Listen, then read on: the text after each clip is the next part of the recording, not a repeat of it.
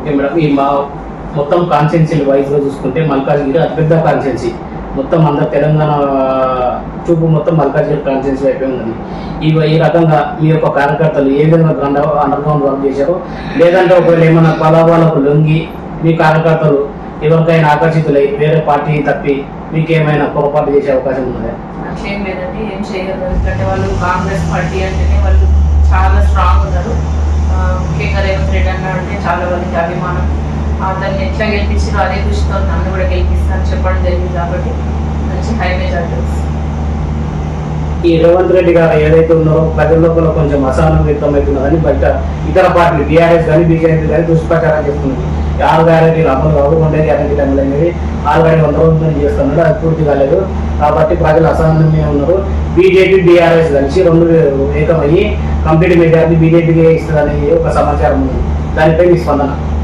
100 రోజులలో చేస్తాను, 100 రోజులలో 4-5 ఇంప్లిమెంట్ చేసింది, చాలా చేసింది. ఒకటి గ్యాస్ పథకం, ఒకటి మహిళా బస్సు, ఉచిత బస్సు ఒకటి, ఇంకా 30,000 ఉద్యోగాలు ఇంప్లిమెంట్ చేయడం అనేది మామూలు విషయం. గవర్నమెంట్ ఉద్యోగాలు 30,000 మందికి ఇచ్చినారు. గతంలో ఏ ప్రభుత్వం ఇవ్వలేదు. చాలా మంది యువకులకి పెళ్లిళ్ళు కాకుండా, ఈ ఉద్యోగాలు లేక పెళ్లిళ్ళు కాకుండా రోడ్ల మీద తిరిగిన పరిస్థితులు అందరూ చూసిన పరిస్థితి. ఇంకా మహిళలకు కూడా 2,500 మహాలక్ష్మి ద్వారా కూడా అది కూడా ఇస్తున్నారు. మొన్న కూడా రైతు బంధు పడ్డది. అట్లా ఒకదందరితో ఒకటి పడుతుంది. ఇప్పుడు ఎలక్షన్ కూడా వచ్చింది కాబట్టి అట్లేం లేదు, పక్కా ఇంప్లిమెంట్ చేస్తారు. ముఖ్యంగా అప్పుల పాలైపోయిన తెలంగాణను ఈ స్టేజ్కి తీసుకొచ్చిందంటే ఇప్పుడు స్కీమ్స్ ఇంప్లిమెంట్ చేస్తున్నారు.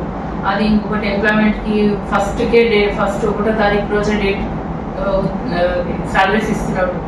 ఇంకా అట్లా చాలా ఉన్నాయండి. ఇంకా ఒక్కొక్కటి చెప్పుకుంటూ పోతే చాలా ఉన్నాయి. అన్నీ చేస్తారు.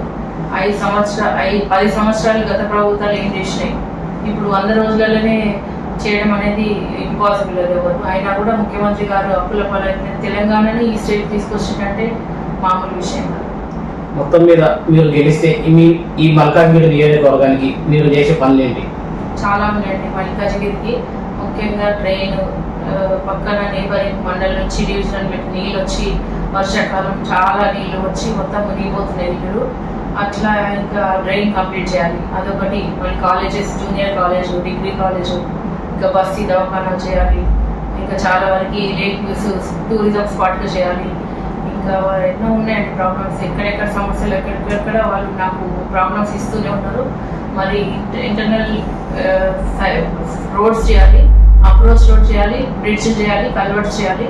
ముఖ్యంగా స్కై వాక్ కూడా మన ముఖ్యమంత్రి గారు చెప్పి చేస్తామని. మెట్రో ట్రైన్ కూడా అది కూడా చేస్తారు, పక్కా చేయాలి. ఎందుకంటే ట్రాఫిక్ జామ్ అయిపోయి ప్రజలకు చాలా ఇబ్బందులు ఎదురవుతున్నాయి.